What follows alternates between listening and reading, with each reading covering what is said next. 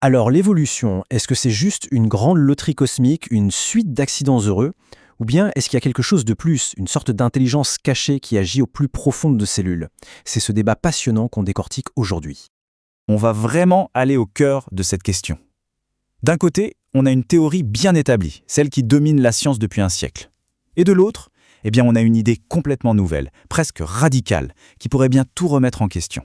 Bon, pour bien comprendre, commençons par les bases. Le modèle standard, c'est la théorie que la plupart d'entre nous on a apprise à l'école, le néo-darwinisme. Et ça fait presque 100 ans que ça domine la biologie. Et au cœur de cette théorie, il y a un concept clé, le dogme central, formulé par Francis Crick. Il faut s'imaginer une sorte d'autoroute de l'information génétique. Une autoroute à sens unique. C'est simple, l'info va dans une seule direction, sans sortie, sans possibilité de faire demi-tour. Alors comment ça se passe? C'est un processus assez simple en fait. L'ADN, c'est le plan. Parfois, il y a des erreurs aléatoires qui s'y glissent, un peu comme des fautes de frappe. L'environnement, lui, agit comme un correcteur impitoyable. Il ne va garder que les plans qui fonctionnent, ceux qui permettent de survivre. Le flux d'informations est donc clair. De l'ADN à l'organisme. Point final. Jamais l'inverse. Donc ce qu'il faut vraiment retenir ici, c'est que dans ce modèle, l'organisme est passif, totalement passif. Il est juste là à subir le hasard des mutations et le tri de l'environnement. En gros, il subit l'évolution, il ne la dirige absolument pas. Mais et si cette vision était incomplète? C'est là qu'intervient une nouvelle école de pensée, des scientifiques qui avancent une idée assez folle. Et si les cellules n'étaient pas de simples spectatrices? Et si, en fait, elles étaient les actrices principales de leur propre évolution? Voilà, des noms comme James Shapiro, Lynn Margulis ou encore Denis Noble. Ils proposent une idée vraiment audacieuse. Pour eux, les cellules ne sont pas juste des victimes passives du hasard. Non, elles seraient capables de réécrire activement leur propre code génétique. Et ça, cette idée de Shapiro, ça met complètement par terre le dogme central dont on parlait. Pour lui, le génome, ce n'est pas un texte sacré, un truc intouchable, pas du tout. C'est plutôt un document modifiable, un système de stockage où on peut lire, mais aussi écrire. Shapiro va même plus loin. Il dit que les cellules possèdent une véritable boîte à outils pleine d'enzymes qui agissent comme des ciseaux et de la colle moléculaire.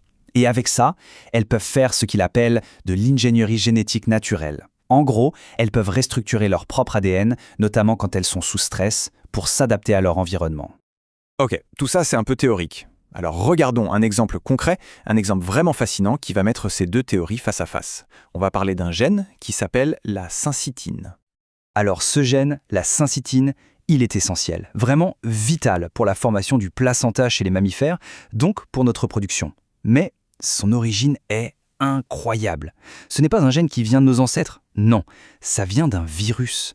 Un ancien rétrovirus qui s'est incrusté dans notre ADN il y a des millions d'années. Mais attendez, ce n'est pas tout. Le plus fou, c'est que ce n'est pas un événement unique à un coup de chance isolé. Pas du tout. Cet accident s'est produit au moins 4 fois, de manière totalement indépendante, chez différentes lignées de mammifères. À chaque fois, un virus différent a été capturé pour faire exactement la même chose.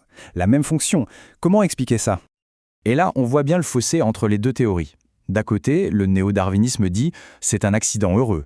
Une infection virale aléatoire, le gène s'est avéré utile par pur hasard et la sélection naturelle l'a conservé. De l'autre côté, on nous dit « pas du tout ». La cellule a des systèmes pour intégrer du code utile. Elle a activement réutilisé ce gène viral. C'est un processus maîtrisé. Bricolage du hasard contre ingénierie naturelle. Alors qui a raison? Le hasard ou l'intelligence? Eh bien, la réponse est peut-être un peu plus subtile. Et si ce n'était pas une bataille? Et si c'était plutôt une danse? Parce qu'en réalité, il ne s'agit pas forcément de choisir l'un ou l'autre. La vérité, elle se trouve probablement dans une combinaison des deux. Ces deux forces, loin de s'opposer, pourraient en fait travailler ensemble. Mais alors, comment est-ce qu'on peut réconcilier l'idée d'une cellule intelligente avec le caractère aléatoire de la sélection naturelle? Pour piger ça, il faut penser à quelque chose de très important, le biais du survivant. C'est un peu comme un iceberg en fait. On ne voit que la partie émergée. On ne voit que les réussites, comme la cytinine. Ce sont les rares survivants. Mais pour chaque succès comme celui-là, il faut imaginer qu'il y a eu des millions, peut-être des milliards, d'autres tentatives qui étaient soit inutiles, soit carrément dangereuses. Et toutes celles-là, eh bien la sélection naturelle les a impitoyablement éliminées. Elles ont disparu sans laisser de traces. Ce qui nous amène à un nouveau modèle, un modèle qui intègre les deux visions. On pourrait voir ça comme ça. La cellule, c'est le moteur de la créativité. C'est elle qui génère constamment de nouvelles possibilités. Et la sélection naturelle, c'est l'éditeur en chef. C'est le filtre externe qui examine toutes ces propositions et qui ne garde que ce qui fonctionne vraiment. J'aime beaucoup la métaphore de Denis Noble. Il dit « Les gènes sont les instruments, pas les chefs d'orchestre. L'orchestre, c'est la cellule. C'est la cellule qui joue la musique de la vie, et c'est l'environnement qui décide quel morceau mérite un rappel. » Du coup, l'évolution n'est plus juste une histoire d'accident aveugle, ça devient une danse créative et dynamique entre deux partenaires. D'un côté, la capacité des cellules à innover, à résoudre des problèmes, et de l'autre, le filtre implacable du monde extérieur. Et cette synthèse nous laisse avec une dernière pensée, une question assez vertigineuse. Si la vie s'ingénie activement elle-même, qu'est-ce que ça implique pour notre futur ?